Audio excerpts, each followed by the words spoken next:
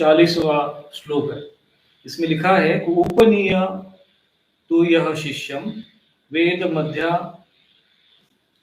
पये द्विजः संकल्पम सरहस्यम च तम आचार्य प्रत्यक्ष। आचार्य किसको कहते हैं? बहुत से लोग कहते हैं ना अपने को आचार्य हैं, हम आचार्य हैं।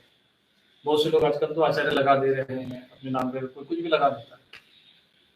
तो आचार्य कौन है? यह लिखा है कि ब्राह्मण शिष्य का उपनीत करा के उसे कल्प और रहस्य के साथ जो वेद पढ़ाता है उसको आचार्य कहते हैं। नहीं तुम दूसरों को वेद पढ़ाते हो क्या? बोले हाँ पढ़ाते हो, तो ठीक है फिर आप आचार्य। नहीं पढ़ाते हो? बोले नहीं आचार्य। फिर कहा कि जो वेद का भाग और वेदांग जीविका के लिए पढ़ाता है, मतलब जो कुछ थोड़ा बहुत अपना खर्चा पानी चले, निस्वार्थ पढ़ा रहे हो तो आचार्य हो गया। इसलिए वेद का ज्ञान देने वाले शंकराचार्य, जो अपना शंकर जी, जो उनका नाम शंकर था, आचार्य शंकर कहलाता, तो उसे उपाध्याय कहते हैं। तो आचार्य हो गया, फिर एक दूसरा उपाध्याय हो गया। फिर गर्भाधान जो कर्मकांड कराते हैं उनको गुरु कहते हैं। और जो जिसके वर्ण लेकर अग्निहोत्र और पाक यज्ञ और अग्नि होमादि यज्ञों को कराता है उसका नाम ऋत्विक कहलाता है। तो ये ब्राह्मण के 4 जातियां हैं। प्रकार जाति माने उसकी ज्ञाता। जाति शब्द का भी इसमें वर्णन आया हुआ है कि जाति शब्द यहाँ लिखा हुआ है गुरु कुले न भिक्षित, यानी गुरुकुल में जो गुरु की जो कुल है उसमें भिक्षित, न ज्ञाति कुल बंधुष, यानी भिक्षा जो ब्रह्मचारी को भिक्षा कहाँ मांगनी नहीं चाहिए उसका वर्णन करते हुए यहाँ पर लिखा है गुरु कुले न भिक्षेत न ज्ञाति कुल बंधुष। ज्ञाति शब्द है ज्ञ, यहाँ वैसे देखा जाए तो इसको यज्ञ के रूप में जैसे ज्ञ पढ़ते हैं, परंतु इसको ज्ञ के रूप में ज्यादातर उच्चारण करते हैं तो ज्ञाति पढ़ते हैं। जैसे ज्ञान ज्ञाति मानी ज्ञाता। तो ज्ञाति कुल बंदिशु अलाभे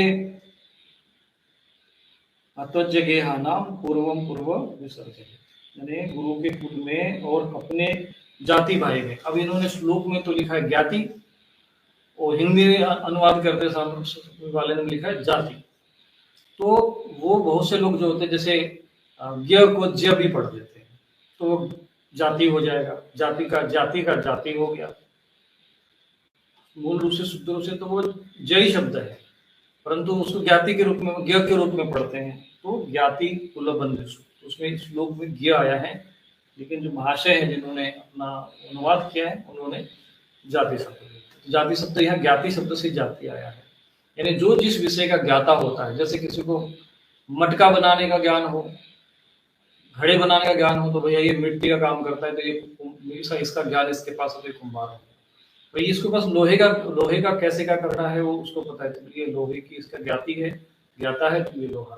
अगर ये पत्थर की मूर्ति बनाता है बोले हाँ इसका ज्ञान इसके पास है। ऐसे ही ब्राह्मणों में भी कई जातियां होती थी। ब्राह्मण तो हो गया वर्ण, वर्णों के अंतर्गत जातियां होती है। जैसे शूद्र हो गया वर्ण और शूद्र के अंतर्गत ये विभिन्न जातियां होती है। ऐसी वर्ण ब्राह्मण हो गया वर्ण, वर्ण के अंतर्गत कई जातियां होती है, जिसमें भी यहाँ पर वर्णन दिया हुआ है कि आचार्य हो गया, एक उपाध्याय हो गया, उपाध्याय ने जो धन लेकर राज्य को लेकर पढ़ाता हूँ, एक गुरु हो गया जो भाई तुम्हारे कर्मकांड कराता हूँ, एक हो गया वो तुम्हारा जो यज्ञ वगैरह कराते तो ऋत्विक हो गया, बोले वेदों का पठन करते बोले वो वेद पाठी हो गया। तो ये जातियां हो। तो इस प्रकार से जैसे कोई पठन करा तो पाठक हो गया, भागवत पढ़ा तो भागवत हो गया, पुराण पढ़ा तो पुराणाचार्य हो गया, पितराचार्य हो गया, यज्ञाचार्य हुआ। तो ये सब